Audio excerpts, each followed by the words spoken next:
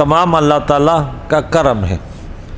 नबी का मौजज़ा हो, वली का की करामत हो, मुसलमान की माउनत हो, तो ये सब कुछ अल्लाह ने अता किया है। ठीक है, अब कोई कह दे कि घर मेरा और दूसरा कह दे कि भाई तेरा नहीं अल्लाह के, तो बातें तो सही है ना भाई, अल्लाह का हकीकतन है, हमारा मजाजन है। तो एक काम जो वली से सादिर होता है, तो इस वली ने ये काम किया, अगरचे वो आम इंसानों की बस की बात ना हो। जैसे आज़िब बरखिया का वाक़या हमने बयान किया, इतना बड़ा तख्त उठा के लेकर आ गया। इब्ने जुरैज का वाक़या हमने सुना कि बच्चे को बोला कि तुम्हारा बाप कौन है। तो ये हमारा जो अक़ीदा है वो मौक़िफ़ जो अहलुस सुन्नत व जमात का अक़ीदा है कि इनकी 3 किस्में हैं। तफसील बहुत किताबों में मौजूद है और सोशल मीडिया पर भी काफ़ी, अगर किसी को शौक़ है तो इस मौजू पर इख्तिलाफ़ाती तकरीरें। लेकिन बहरहाल अहलुस सुन्नत व जमात का जो अक़ीदा है वो सही है कि बाज़ में होता है, बाज़ में कभी होता है, कभी नहीं होता, बाज़ में हर वक्त होता है। ठीक है, उसके सुदूर में ये सही अक़ीदा है और असलाफ़ से, मुतकल्लिमीन से ये बात राजे। हम वो बात करते हैं जो सही हो। ठीक है, क्योंकि क़ब्र में जाना है तो इंसान ऐसी बात करे कि उसमें अना का मसला न हो, इसमें न कोई शिरक है, न कोई बिदअत है कि कोई कहते भाई नहीं तो, क्योंकि हम तो अभी ये भी कहते मैंने देख लिया, फिर तो ये भी कहते कि मैंने नहीं, क्योंकि इसमें भी तो एक फ़ेल की निस्बत मेरी तरफ हो रही है। तो ये तमाम अफ़ाल इंसान जो करते हैं, अल्लाह ने इन्हें ये सिफ़त दी है। ठीक है, तो इसी तरह करामत में वली के और नबी के मौजज़ा में उनकी बड़ी शान है, उनके बात है। अब बहरहाल ये मसाइल तो अपनी जगह, तफसीली गुफ्तगू अगर कोई इस पर एतराज़ करे तो हम करने को, कि जिसको वो मानेगा कि भाई तो जिनको मानता है ना हम उससे साबित करेंगे बस, कि ये न मेरी बात चलेगी ना आपकी बात चलेगी। भाई अब किस जमात से ताल्लुक़ है, जो तुम्हारे बड़े उनके किताबों से आपको दिखाएंगे, ये देखो उन्होंने भी लिखा है, पहले उन पर फतवा लगाओ। हम बात वाले, हम तो एक बात ज़ाहिर करते हैं कि सही ये है, 1400 साल से ये चीज़ सही आ रही है, हम उस पर दलील देते हैं। ठीक है, वो इसाले सवाब का मौजू हो, मिलाद मुस्तफ़ा के मौजू हो, मौजिज़ा हो, करामत हो, इसाले सवाब हो, दुआ हो, ज़िक्र हो, दुरूद पाक हो, तिलावत कुरान हो, दलाइल हम देंगे, बाकी लड़ते झगड़ते नहीं हैं। हाँ, हर एक अपने अमाल का सवाब देगा और दूसरों पर फतवे भी नहीं लगाते। बड़े बिदअती कई बनेंगे, उनको हम राह रास्त पे थोड़ी ले आ सकते हैं, बस दुआ करेंगे अल्लाह उन्हें भी हिदायत दे। अब औलियाउल्लाह पर खौफ नहीं होगा। ठीक है, अब इसके मुतालिक कुछ गुफ्तगू करते हैं कि यहाँ अल्लाह करीम ने औलियाउल्लाह के मुतालिक इरशाद फरमाया है, ये 12-13 मकामात पर कि वला खौफुन अलैहिम वला हुम यहज़नून। ठीक है, कि इनको कोई खौफ होगा न वो गमगीन होंगे। खौफ का ताल्लुक़ मुस्तक़बिल से, मुझे खौफ है इस शख्स से, क्या होता है कि आने वाले वक्तों में ना खौफ है, मुझे बेरोज़गारी का खौफ है, इस शहर में डाकुओं का खौफ है। तो खौफ का ताल्लुक़ आने वाले वक्त से होता है। और गम जो है, इस शख्स पर गम है तो वो गुज़रे हुए ज़माने से, मैयत होगी उन लोगों पर गम है। ठीक है, तो माजी और मुस्तकबिल ये दोनों से अल्लाह ने फरमाया मेरे बंदे इन दोनों से पाक होंगे, जिनकी शान ये है जो कुरान बयान करता है कि उनके सिफ़ात बयान किए हैं, तो वो इन चीज़ों से बेपरवाह है। यानी अच्छा, और गम का ताल्लुक़ माजी से, यानी इनको माजी में किसी नेमत के ज़वाल का मलाल होगा, हाँ, न मुस्तक़बिल में किसी नेमत के ज़वाल का ख़तरा होगा। तो इस पर यह एतराज़ होता है, अगर इससे मुराद दुनिया में खौफ और गम की नफ़ी है। अब एतराज़ात भी तो होते हैं ना, कल को कोई भी आपको बोलेगा ये है, तो उनके जवाबात भी इंसान पहले से याद कर ले। तो ये तो साबित नहीं है, क्योंकि अगर दुनिया के मुतालिक है तो ये साबित नहीं है, क्योंकि तमाम औलिया के रास और रईस सैयदना मुहम्मद सल्लल्लाहु अलैहि वसल्लम और आप कि दुनिया में खौफ भी लायक हुआ और गम भी, खौफ दोनों हुजूर को ये चीज़ें हुई हैं। तो हुजूर से बढ़कर कौन है, ये एतराज़ है। ठीक है ना, और उनके कहाँ हदीस मुबारक पेश करते हैं। हज़रत अस्मा बिन्त अबी बकर रज़ियल्लाहु ताला انما بیان کرتی ہیں کہ جس دن سورج کو گہن لگا اس دن حضور علیہ الصلوۃ والسلام خوف زدہ ہو گئے. سورج سیاہ ہو گیا، گرن بولتے ہیں، تو حضور علیہ السلام بہت خوف حضور کا، اور آپ گھبرا گئے. تو پھر آپ نے اس قدر طویل قیام کیا، نماز پڑھی کہ اگر کوئی شخص آتا تو اس کو بالکل پتہ نہ چلتا کہ آپ نے رکوع کیا ہے، اور آپ کے طول قیام کی وجہ سے معمول سے زیادہ رکوع کی. تو یہ اس قسم کے کہ حضور علیہ الصلوۃ والسلام کو تو یہ بات ہوئی. یہ صحیح مسلم کی حدیث ہے 906 نمبر پر. اسی طرح عائشہ صدیقہ رضی اللہ تعالیٰ عنہ بیان کرتی کہ جب حضور علیہ السلام تیز آندھی کو دیکھتے تو یہ دعا فرماتے، اے اللہ میں تجھ سے اس کی خیر کا سوال کرتا ہوں، اور جو کچھ اس کے ساتھ ہے اس کے خیر کا سوال کرتا ہوں، اور میں اس کے شر سے، اور جو شر اس میں ہے اور جو شر اس کے متعلق ہے تیری پناہ طلب کرتا ہوں. اور جب آسمان پر بادل چھاتا تو آپ کا رنگ متغیر ہو جاتا، اور آپ خوف اور گھبراہٹ سے کبھی حجرے کے اندر جاتے اور کبھی حجرے سے باہر جاتے، اور جب بارش ہو جاتی تو آپ سے خوف دور ہو جاتا. تو حضرت عائشہ صدیقہ رضی اللہ عنہ فرماتی ہیں میں نے اس کی کیفیت کو بھانپ کر آپ سے اس کی وجہ پوچھی تو آپ نے فرمایا، اے عائشہ صدیقہ رضی اللہ تعالیٰ عنہ، مجھے یہ خوف تھا کہ کہیں یہ بادل قوم عاد کے بادل کی طرح نہ ہو. انہوں نے جب اپنی بستیوں میں بادل کو آتے ہوئے دیکھا تو کہا یہ ہم پر برسنے والے بادل ہیں، اور در حقیقت وہ اللہ تعالیٰ کا عذاب تھا. اس میں عذاب آیا اور ان کو سب کو فنا کر دیا. صبح کے درس میں آپ نے سورہ حاقہ کے 7 راتیں اور 8 دن ان پر یہ عذاب ہوا چلی تھی. اور یہ بخاری کی حدیث ہے، حدیث نمبر 3206 میں، اور مسلم میں 899 نمبر. اسی طرح عبداللہ بن عباس رضی اللہ تعالیٰ عنہ بیان کرتے ہیں کہ حضرت ابو بکر رضی اللہ تعالیٰ نے کہا یا رسول اللہ آپ پر بڑھاپا طاری ہو گیا. آپ نے فرمایا مجھے سورہ ہود، سورہ واقعہ، سورہ مرسلات، اما یتساءلون اور اذا الشمس کورت نے بوڑھا کر دیا. یہ ترمذی کی حدیث ہے 3297. تو حضور علیہ الصلوۃ والسلام کو ان حدیث میں کہ خوف اور غم ہوتا تھا. غم کی مثال یہ خوف کی حدیثیں.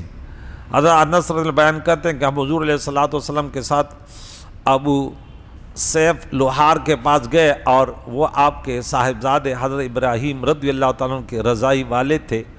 حضور علیہ السلام نے حضرت ابراہیم کو اٹھایا، یعنی اپنے بیٹے کو، ان کو بوسہ دیا، ان کو سونگا. پھر اس کے بعد ہم اس کے پاس گئے. اس وقت حضرت ابراہیم اپنے نفس کی سخاوت کر رہے تھے، ان کے نزع حالت شروع تھی. حضور علیہ السلام کے دونوں آنکھوں سے آنسو جاری تھے. حضرت عبد الرحمن بن عوف رضی اللہ تعالیٰ نے تعجب سے کہا یا رسول اللہ آپ بھی رو رہے ہیں؟ آپ نے فرمایا اے ابن عوف یہ آنسو رحمت ہیں آپ کے آنکھوں سے. اچھا یہ آنسو رحمت ہیں آپ کی آنکھوں سے. پھر آنسو جاری ہوئے. پھر آپ نے فرمایا آنکھیں رو رہی ہیں اور دل غمزدہ ہے، اور ہم وہی بات کہیں گے جس سے ہمارا رب راضی ہو، اور ہم آپ کے فراق سے اے میرے بیٹے ابراہیم البتہ غمگین ہیں. اپنے بیٹے کے فراق پر غمگین ہوئے اور خوف کے. یہ بھی بخاری کی صحیح حدیث ہے 1303 نمبر ہے، اور مسلم میں 2315 ہے. ابو داؤد میں یہ حدیث 3126 نمبر میں ہے. تو ان احادیث سے واضح ہو گیا کہ حضور علیہ الصلوۃ والسلام کی دنیا میں خوف بھی ہوا اور غم بھی. تو پھر اولیاء کے متعلق اللہ کریم نے جو فرمایا وَلَا خَوْفٌ عَلَيْهِمْ وَلَا هُمْ يَحْزَنُونَ کی کیا توجیہ ہے؟ جواب یہ ہے کہ اولیاء اللہ کو دنیا میں ایسا خوف نہیں ہوگا جو ان کے لیے باعث ضرر ہو، کیونکہ اللہ تعالیٰ نے فرمایا لا خوف علیہم اور ولا خوف علیہم، اور علا جو ہے ضرر کے لیے آتا ہے. اور جن احادیث میں آپ کے خوف کا ذکر ہے وہ خوف خدا ہے، اور خوف خدا باعث ضرر نہیں بلکہ باعث نفع ہے. اور جو شخص جتنا زیادہ اللہ کے قریب ہوتا ہے اس کو اللہ تعالیٰ کا اتنا زیادہ خوف ہوتا ہے. حضور علیہ الصلوۃ والسلام نے فرمایا کہ میں بے شک تم سب سے زیادہ اللہ سے ڈرنے والا ہوں، میں سب سے زیادہ تم سے اللہ سے ڈرنے والا ہوں، اور تم سب سے زیادہ اللہ تعالیٰ کو جاننے والا ہوں۔ اس طرح مزید فرمایا کہ اما واللہ انی لاتقاکم للہ واخشاکم لہو، سنو اللہ کی قسم بے شک میں ضرور تم سب سے زیادہ اللہ سے ڈرنے والا اور تم سب سے زیادہ اللہ سے خشوع کرنے والا۔ تو اللہ تعالیٰ نے بھی بار بار فرمایا وَإِيَّايَ یا فَارْهَبُونِ وَاخْشَوْنِي وَلَا تَخْشَوْنِ، مجھ سے ڈرو فَاتَّقُونِي، مجھ سے ڈرو۔ تو خوف خدا یہ تو اللہ کا حکم ہے، تو وہ اس کا معنی کیا ہوتا ہے کہ میری نافرمانی نہ کرو، اس کا معنی یہ ہوتا ہے کہ میں نے جو حکم دیا اس میں کوتاہی نہ کرو۔ نیز حدیث صحیح میں، اچھا یہ جو میں نے بتایا یہ مسلم شریف کی حدیث 1108 نمبر ہے۔ نیز حدیث میں ہے میں تم سب سے زیادہ اللہ کی معرفت رکھتا ہوں اور تم سب سے زیادہ اللہ سے ڈرنے والا ہوں۔ اچھا، اور آپ نے فرمایا پس اللہ کی قسم میں ان سب سے زیادہ اللہ کو جاننے والا ہوں اور ان سب سے زیادہ اللہ سے ڈرنے والا ہوں۔ یہ بخاری کی حدیث ہے 6101۔ صحیح مسلم میں 2356۔ نیز آپ نے فرمایا میں تم سب سے زیادہ اللہ کی حدود کو جاننے والا ہوں اور تم سب سے زیادہ اللہ سے ڈرنے والا ہوں۔ انما یخشی اللہ من عبادہ العلماء، قرآن میں اللہ کریم نے سورہ فاتر سورہ نمبر 35 آیت نمبر 35 اتفاق، کہ بے شک میرے بندوں میں سب سے زیادہ ڈرنے والے مجھ سے وہ کیا ہیں؟ علماء ہیں۔ اولیاء اللہ سے غم کی نفی جو فرمائی ہے، اس کا معنی یہ ہے کہ ان کو اپنے گناہوں کا غم نہیں ہوگا، اور اللہ کی ولی وہی ہوتا ہے جو اپنے آپ کو گناہوں سے باز رکھتا ہے، اور اگر بالفرض بشری تقاضے سے اسے کوئی گناہ ہو جائے تو وہ فوراً توبہ کر لیتا ہے، جو ہم ہمیشہ آپ کو سناتے رہتے ہیں، سورہ نمبر 3 پارہ نمبر 4 آیت نمبر 135۔ والذین اذا فعلوا فاحشۃ او ظلموا انفسهم ذکروا اللہ فاستغفروا لذنوبهم ومن یغفر الذنوب الا اللہ ولم یصروا علی ما فعلوا وهم یعلمون۔ یہ اللہ نے جنتیوں کا ذکر کیا کہ میں نے وہ جنت جس کی چوڑائی زمین و آسمان ہے، جو 33 نمبر 133 نمبر آیات ہے، وہ میں نے ان لوگوں کے لیے تیار کر رکھی ہے جو اگر بے حیائی، پہلے 134 نمبر میں ان کا ذکر، پھر یہ بھی کہا کہ نہیں اگر وہ بے حیائی یا کوئی گناہ کا کام کر لیتے فوراً رب کو یاد کر کے اپنے گناہوں کی معافی طلب کر اس پر اڑے نہیں رہتے، تو گناہ تو اللہ تعالیٰ توبہ، گناہ سے توبہ کرنے والا ایسے گوئے کسی نے توبہ کیا ہی نہیں ہے، قرآن اور حدیث دونوں سے ثابت ہیں۔ اور نبی اکرم صلی اللہ علیہ وسلم تو سید المعصومین ہے، آپ کے متعلق کسی معصیت پر غم کرنے کا کیا سوال ہے؟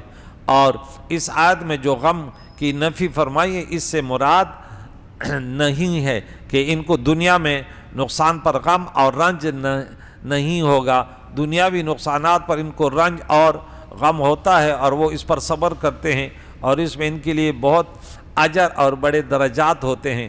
قرآن میں رب کریم نے سورہ نمبر 2 میں پارہ نمبر 2 میں آیت نمبر 155 اور 157 تک فرمایا وَلَنَبْلُوَنَّكُمْ بِشَيْءٍ مِّنَ الْخَوْفِ وَالْجُوعِ وَنَقْصٍ مِّنَ الْأَمْوَالِ وَالْأَنفُسِ وَالثَّمَرَاتِ وَبَشِّرِ الصَّابِرِينَ الَّذِينَ إِذَا أَصَابَتْهُمْ مُصِيبَةٌ قَالُوا إِنَّا لِلَّهِ وَإِنَّا إِلَيْهِ راجعون أُولَٰئِكَ عَلَيْهِمْ صَلَوَاتٌ مِّن رَّبِّهِمْ وَرَحْمَةٌ وَأُولَٰئِكَ هُمُ الْمُهْتَدُونَ۔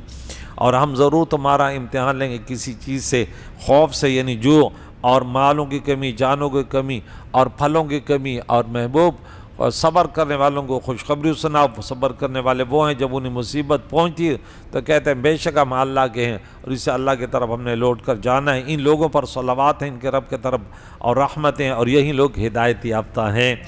حضرت ابو سعید الخدری رضی اللہ عنہ بیان کرتے حضور علیہ وسلم نے فرمایا مومن کو جو مصیبت بھی پہنچتی ہے، خواہ تھکاوٹ ہو یا کسی چیز کا غم ہو یا دائمی درد اور بیماری ہو یا کوئی سخت پریشانی، تو اللہ تعالیٰ اس کی وجہ سے اس کے گناہوں کو مٹا دیتا ہے۔ تو ہم ہمیشہ یہ کہتے ہیں اللہ گناہوں سے بیماریوں سے ہمارے گناہ مٹتے ہیں، تو بڑا رحیم اور کریم ہے، ہمارے گناہوں سے ہمیں ایسے بھی پاک کر دے، ہمیں اپنے گناہ سے توبہ کرنے کی توفیق عطا فرما، ہمیں حالت صحت میں زندگی دے اللہ، ہم بڑے کمزور ہیں۔ تو یہ کہ ہمیں پتہ کہ اس میں جو ہے بیماریوں میں تو فائدے تو ہیں، ایک دن کی بیماریوں سے کتنے گناہ مٹ جاتے ہیں۔ تو دوسرا اعتراض ہے کہ اگر اس آیت سے مراد یہ ہے کہ اولیاء اللہ کو آخرت میں خوف اور غم نہیں ہوگا تو حشر کے دن انبیاء علیہ السلام خوفزدہ ہوں گے اور سب نفسی نفسی فرما رہے ہوں گے. یہ بھی ایک بات نے بولا کہ نہیں آخرت میں نہیں ہوگا. تو بولے نہیں، یہ بھی تو قیامت کا دن، وہ تو سب سے خوفناک فزع اکبر تو قیامت کے دن ہوگا، سب سے بڑا خوف تو وہاں ہوگا، چہرے سیاہ ہو جائیں گے، وہ بھی تو خوف کا دن ہوگا. تو اس کا جواب یہ کہ ان کو گناہوں پر عذاب اور گرفت کا خوف نہ ہوگا، ان کو اللہ تعالیٰ کی جلال ذات سے خوف ہوگا، اور یہ خوف ان کے قرب الہی کی علامت ہے اور ان کے لیے باعث نفع ہے. عائشہ صدیقہ رضی اللہ تعالیٰ عنہ بیان کرتی کہ میں نے رسول اللہ صلی اللہ علیہ وسلم سے اس آیت کے متعلق پوچھا، والذین یؤتون ما آتوا وقلوبهم وجلۃ انہم الی ربہم راجعون، اور وہ لوگ جو کچھ دیتے ہیں اس حال میں دیتے ہیں کہ ان کے دل خوف سے لرز رہے ہوتے ہیں کہ وہ اپنے رب کے طرف لوٹنے والے ہیں. کچھ دے بھی رہے ہوتے ہیں، لرز بھی رہے ہوتے ہیں. تو عائشہ صدیقہ رضی اللہ عنہ کیا عرض کیا اس آیت میں ان لوگوں کا ذکر ہے جو شراب پیتے تھے اور چوری کرتے تھے؟ آپ نے فرمایا نہیں اے صدیق کی بیٹی رضی اللہ تعالیٰ عنہ، لیکن یہ وہ لوگ ہیں جو روزے رکھتے تھے اور نماز پڑھتے تھے اور صدقہ دیتے تھے، اور ان کو خوف ہوتا تھا کہ کہیں ایسا نہ ہو کہ ان کے یہ اعمال مقبول نہ ہو. یہ وہ لوگ ہیں جو نیکی کے کاموں میں بہت جلدی کرتے تھے. اسی طرح قرآن کی آیت نمبر 65 نمبر آیت ہے سورہ فرقان کی 19ویں پارے میں ہے کہ پہلے ان کا ذکر ہوا کہ یبیتون لربہم سجدا، اس سے پہلے عباد الرحمن الذین، اس کے بعد فوراً والذین یقولون ربنا اصرف عنا عذاب جہنم ان عذابها کان غراما. تو عذاب سے بھی ڈرتے. دعا بھی یہ نہیں کہ بس نماز پڑھ لی اب دے گا، نہیں بھئی یہ نماز قابل بھی ہے کہ قبول ہوگی یا نہیں ہوگی. تو وہ خوفزدہ ہوتے ہیں. تو فرمایا نہیں ہے. یہ ترمذی شریف کی حدیث 3175 نمبر ابن ماجہ میں بھی ہے. حضرت عثمان غنی رضی اللہ عنہ کو حضور علیہ السلام نے متعدد بار جنت کی بشارت دی تھی. اس کے باوجود وہ قبر کو دیکھ کر اس قدر روتے تھے کہ ان کی داڑھی مبارک آنسو سے تر ہو جاتی. یہ بھی ترمذی کی حدیث ہے 2308 نمبر ابن ماجہ میں 4267 نمبر ہے. اور یہ وہ نفوس قدسیہ ہیں جو گناہ کرنے اور نیکیوں کے بہتات کے باوجود اللہ تعالیٰ کے گناہ نہ کرنے، گناہ سے دور رہتے، نیکیوں میں رات دن لگے رہتے، پھر بھی اس قدر کا خوف ہوتا تھا. علامہ فخر الدین رازی رحمۃ اللہ علیہ نے ایک توجیہ بیان کی، وہ بھی سماعت فرمائے کہ بعض عارفین نے کہا کہ یہ ولایت کا معنی قرب ہے، لہذا اللہ تعالیٰ کا ولی وہ ہوتا ہے جو اللہ تعالیٰ کے بہت زیادہ قریب ہو، اور جو اللہ تعالیٰ کے بہت زیادہ قریب ہوتا ہے وہ اللہ تعالیٰ کی معرفت میں اس طرح ڈوبا ہوا ہوتا ہے کہ ایک لحظے کے لیے بھی ان کا دھیان غیر اللہ کے طرف نہیں جاتا. اور وہ اسی کیفیت کا نام کامل ولایت ہے، اسی کیفیت کا نام کامل ولایت ہے. اور جب ولی کو یہ کیفیت حاصل ہوگی تو اس کو کسی چیز کا خوف ہوگا نہ کسی چیز کا غم ہوگا، کیونکہ اس کا دل و دماغ اللہ کے سوا کسی اور کی طرف متوجہ نہیں ہوگا، حتیٰ کہ اس کو کسی چیز کا خوف یا غم ہو. اور یہ بہت بڑا درجہ ہے. جو شخص اس درجے تک نہیں پہنچتا وہ اس کا تصور بھی نہیں کر سکتا. اچھا میرے ذہن میں بار بار یہ آ رہا تھا کہ لگتا یہ کہ بعض چیزوں کی ہم تشریح نہیں کر سکتے. اب تشریح کریں بھئی تو انبیاء کو بھی خوف ہوا، قیامت کے دن بھی ہوگا، ہر نفسی خوف ہوا، اور پھر بھی اللہ فرماتا ہے کہ ان پر خوف ہوگا نہ غم. تو ہم کہتے ہیں یہ تو اللہ ہی جانتا ہے کہ وہ کیا، کون سا منزل، کیا کیفیت. تو اب انہوں نے کہا کہ بھائی جب آپ اس میں داخل نہیں ہوئے تو آپ کو پتہ نہیں کہ ہے کیا. اب اس کے ایک مثال ہم دے دیں کہ ایک انسان نابینا ہے، تو اس کو بولے پیدائشی، اس کو بولے یہ کالا کلر ہے، یہ لال کلر ہے، یہ پیلا کلر ہے، تو وہ کیا تصور کرے گا کہ یہ کیا ہوگا، یہ لال کیا ہوگا، پیلا کیا ہوگا، سمجھے گا وہ؟ بھائی اس نے دیکھا ہی نہیں ہے تو کیا وہ. تو ایک بزرگ کو کسی نے خواب میں دیکھا تو بولا میں نے اللہ کا دیدار کیا. تو دوسرے نے پوچھا اپنے اللہ کا دیدار کیا تو بتاؤ وہ کیسے ہے. تو اس نے بولا بھائی اللہ تعالیٰ تو ایسے ہے جس کا کوئی کیفیت تھوڑی کہ وہ کیسے.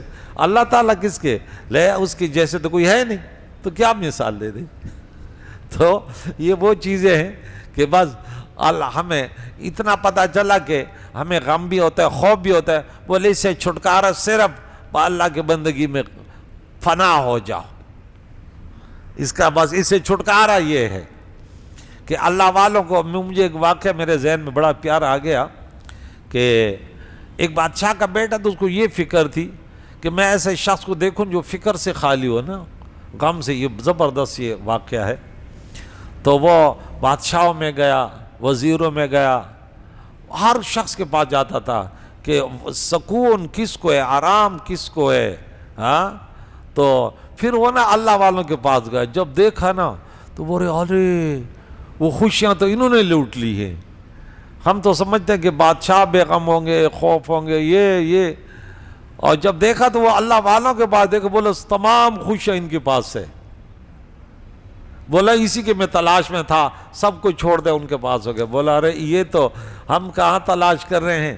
تو وہ ایک شاعر بھی کہتا ہے، وہ ایک سالک کہتا ہے کہ دنیا میں کوئی بے غم نہیں ہوتا، اگر بے غم ہوگا تو انسان ہی نہیں ہوگا. لیکن اللہ کی بندگی میں خود ہم قرآن میں پڑھتے ہیں سورہ نمبر 13 آیت نمبر 28 میں، الا بذکر اللہ تطمئن القلوب. نہ دنیا سے، نہ دولت سے، نہ گھر آباد کرنے سے تسلی دل کو ہوتی ہے، اللہ کو یاد کرنے سے. انہوں نے یہ واقعہ یہاں پہ ایک واقعہ بھی بیان کیا ہے کہ اس کی مثال نہ کہ اب اس کا تصور کیسے کر سکتے ہیں. اور جو اس مرتبہ پر فائز ہوتا ہے تو کبھی اس سے معرفت الہی میں استقراء کی کیفیت زائل ہو جاتی ہے، پھر اس کو خوف اور غم لاحق ہوتا ہے، جیسا کہ دوسرے آدمیوں کا حال ہوتا ہے. میں نے سنا کہ ابراہیم خواص ایک جنگل میں تھے اور ان کے ساتھ ان کا مرید بھی تھا. ایک رات کو جب ان پر معرفت الہی میں استغراق کامل کی کیفیت طاری تھی، کچھ درندے آ گئے اور ان کے قریب آ کر کھڑے ہو گئے. ان کا مرید ڈر کے مارے درخت پر چڑھ گیا اور وہ درندوں سے بے پرواہ اسی طرح بیٹھے رہے. صبح کو جب کیفیت زائل ہو گئی تو اس کے ہاتھ پر ایک مچھر نے کاٹا، جس کی تکلیف سے وہ بے قرار ہو گئے. مرید نے کہا رات درندوں سے آپ کو کوئی خوف نہ ہوا اور آج ایک مچھر سے آپ بے قرار ہو گئے. تو شیخ نے کہا رات مجھ پر غیبی واردات کی قوت طاری تھی اور جب یہ قوت غائب ہو گئی تو میں اللہ کے مخلوق میں سب سے زیادہ کمزور ہوں. اس وقت میں فنا فی اللہ، تو مجھے مخلوق کا کیا خوف کہ شیر کیا ہوتا ہے، درندہ کیا ہوتا ہے کاٹنا، وہ فنا فی اللہ کی. تو یہ تمام باتیں جو ہیں کہ وَلَا خَوْفٌ عَلَيْهِمْ وَلَا هُمْ يَحْزَنُونَ، بس جتنے اللہ کا قرب حاصل ہوتا ہے اس کے قریب یہ ہوتا ہے تو یہ چیزیں پھر خود بخود محسوس ہوتی ہے. بہرحال ان کے ہم نے قرآن پاک میں جو پڑھا کہ لوگوں کے اوپر بڑا خوف ہوگا. دنیا کی طرف جتنے آگے بڑھو گے خوف بڑھے گا. دنیا ایک سمندر ہے، کئی لوگوں نے اس کی مثال دی. لقمان حکیم نے کہا بیٹے یہ دنیا جو ہے نا گہرا سمندر ہے اور اس کو پار کرنا آسان کام نہیں ہے جب تک آپ اتنے مخلص نہ ہوں کہ ہر ایک کو جب دیکھیں تو آپ کے اندر اخلاص کا بوس. اور ایک بزرگ نے تو بہت اچھے طریقے سے کہا کہ ان للہ عباد فتنا طلقوا الدنیا وخافوا الفتنہ نظروا فیہا فلما عرفوا انہا لیست لحی الوطن جعلوها لجة واتخذوا صالح الاعمال فیہا سفنا. کہ اللہ والے بڑے عقل مند ہوتے ہیں. جب انہوں نے دیکھا کہ دنیا تو رہنے کی جگہ نہیں ہے تو انہوں نے دنیا کی زندگی کو کیا کہا کشتی بنا لیا، نہیں سمندر بنا لی کہ ایک گہرا سمندر ہے، اور اعمال صالحہ سے پھر کشتی بنائی کہ اس سمندر کو اعمال صالحہ سے پار کرنا ہوگا. تو جو اس میں لگ گئے ان کو قدرتی طور پہ دین کے طرف جتنا انسان آتا ہے نا تو یہ خوف دور ہوتا ہے. روزگار کیا ہوگا، وہ پھر نوکری جا لے دے، وہ اللہ کے سوا کسی کی بندگی نہیں کرتا. نہیں بھئی یہ کرتے نہیں، بڑا پر اعتماد ہوتا ہے. آپ جتنا دین سے دور ہوتا رہتا ہے وہ پھر دوسروں کے لیے قتل بھی کرتا ہے، دوسروں کے لیے لوگوں کو گالیاں بھی دیتا ہے. ارے بھائی اللہ کے نافرمانی کر رہے ہو، کیا کرو، رازق وہ ہے اور تو ایک سیٹ کے سامنے. تو بہت سارے ایسے پھر جو ہے نا وہ فسادات کے طرف چلے جاتے ہیں. کریم مولا سے دعا ہے کہ ہم نیک لوگوں سے محبت کرتے ہیں، ہم 5 وقت کے نمازی بنیں اور جہاں بھی رہیں دوسروں کے لیے ہم خیر خواہ ہوں. الدین و نصیحت، دین خیر خواہی کا نام ہے. کریم مولا ہم سب کو اللہ تیرے نیک بندوں سے بڑی محبت ہے. کریم مولا انہی سے محبت کرنے کی توفیق عطا فرما، انہیں کے تعلیماتوں کو سیکھ کر اسی جیسے زندگیاں انہی کی طرح. یا اللہ تعالیٰ وہ بھی انسان تھے، بال بچوں والے تھے، لیکن دنیا میں انہوں نے بڑی دین کی تبلیغ کی. اللہ تیری بندگی کی، زندگی کا مقصد حاصل ہو ان کا. آج ہم سب کے سب مادہ پرست ہیں، دنیا پرست ہیں، اٹھنا بیٹھنا بس دنیا دنیا. جیسے مجنون اٹھتے بیٹھتے لیلا لیلا کرتا تھا اس کو سکون ملتا، آج ہم دنیا کی باتیں کریں تو ہم بڑا سکون ملتے کہ دنیا کہاں ملے گی. امریکہ میں، برطانیہ میں، فرانس میں، جرمن میں یا امارات میں، بس دنیا آگے ہو ہم اس کے پیچھے. آخر یہ دنیا ہمارے ہاتھ تو آنے نہیں ہے، بھاگتے بھاگتے تھک کے لوٹ جائیں گے. کریم مولا اس دنیا کے بقدر ضرورت ان سے ہمیں تعلق رکھنے والے بنا دے. باقی تیری بندگی میں، حضور کے محبتوں میں ہمارا دن و ہماری رات ہو یا رب. وصلی اللہ علیہ محمد و صحبہ اجمعین برحمتہ.